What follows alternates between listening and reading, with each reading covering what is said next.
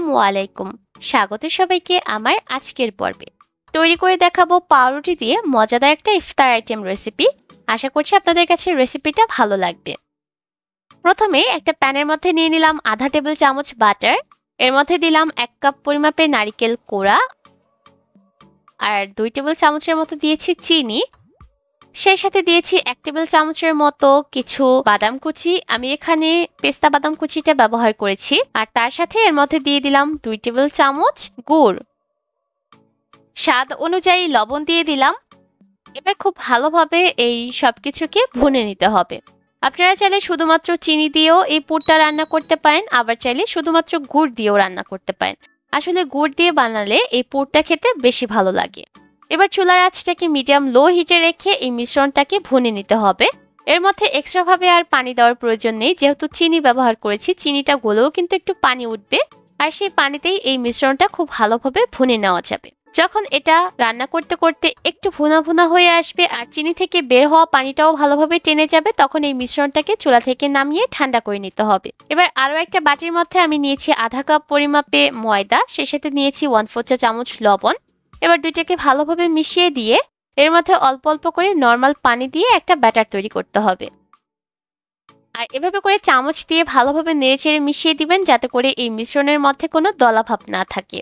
একটু সময় নিয়ে মিশাবেন, এতে করে মিশ্রণটা অনেকটা স্মুথ ভাবে তৈরি হবে। এবার একটা পাউরুটি স্লাইস নিয়ে আমরা যে নারকেলের পুরটা তৈরি করলাম, সেই পুরটা এই পাউরুটির উপর সমান করে বিছিয়ে দিতে হবে। চারিদিকে সমান করে এই পুরটাকে ছড়িয়ে দেওয়া হয়ে গেলে এবার উপর থেকে আমি আরো একটা ব্রেডের স্লাইস দিয়ে দিলাম আর একটু চেপে আটকে দিচ্ছি। এবার একটা ছুরির সাহায্যে রুটিটাকে মাঝ বরাবর দিয়ে টুকরা করে নিচ্ছি। এখান থেকে একটা টুকরা নিয়ে নিব আর যে ময়দার মিশ্রণটা তৈরি করলাম সেই ময়দার মিশ্রণের মধ্যে ভালোভাবে চুবিয়ে নিব। একটু চারিদিক ঘুরিয়ে ঘুরিয়ে চুবিয়ে নিতে হবে, এতে করে সম্পূর্ণ মিশ্রণটাই পুরো রুটির গায়ে লেগে যাবে। তারপর এই রুটিটাকে তুলে নিয়ে আমি সরাসরি ব্রেড ক্রাম্বের মধ্যে দিয়ে দিলাম। আর ব্রেড ক্রাম্ব দিয়ে খুব ভালোভাবে এই রুটিটাকে কোট করে নিতে হবে। চেষ্টা করবেন চারিদিক থেকে ঘুরিয়ে ঘুরিয়ে এই রুটিটাকে কোট করে নেওয়ার জন্য, এতে করে চারিদিক থেকেই ব্রেড ক্রাম্ব খুব সহজে রুটির গায়ে আটকে যাবে। কিভাবে করে আমি সবগুলো রুটির টুকরাই এভাবে করে ব্রেড ক্রাম্ব দিয়ে গড়িয়ে নিব। তারপর এগুলোকে ভাজতে চলে যাব। ভাজার জন্য চুলায় পর্যাপ্ত পরিমাণ তেল আমি মিডিয়াম হিটে গরম করে নিয়েছি।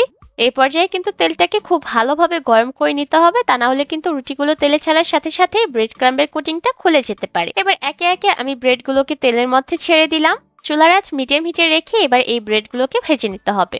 যখন একটা সাইড হালকা একটু ভাজা হয়ে যাবে, তখন আমি এই রুটিগুলোকে উল্টে দিলাম আর দুইটা সাইডে উল্টে পাল্টে লালচে বাদামি রং হওয়া পর্যন্ত ভেজে নিতে হবে। চুলার আঁচ মিডিয়াম হিটে রেখে 3-4 মিনিটের মতো ভাজলেই দেখবেন এই ব্রেডগুলোর মধ্যে সুন্দর একটা লালচে বাদামি রং চলে এসেছে। আর ঠিক সেই পর্যায়ে এই ব্রেডগুলোকে চুলা থেকে নামিয়ে নিতে হবে।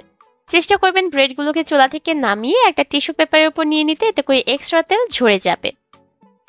খুব সহজে আর অল্প কিছু উপকরণ দিয়ে পাউরুটি দিয়ে ভিন্ন স্বাদের এই নাস্তাটা তৈরি করা যায়। এটা যেমন ইফতারে সার্ভ করা যায়, তেমনই টি টাইম স্ন্যাক্স হিসেবেও সার্ভ করা যায়। আশা করছি আজকের রেসিপিটা আপনাদের কাছে ভালো লেগেছে। আজ তবে বিদায় নিচ্ছি। সবাই অনেক ভালো থাকবেন। আল্লাহ হাফেজ।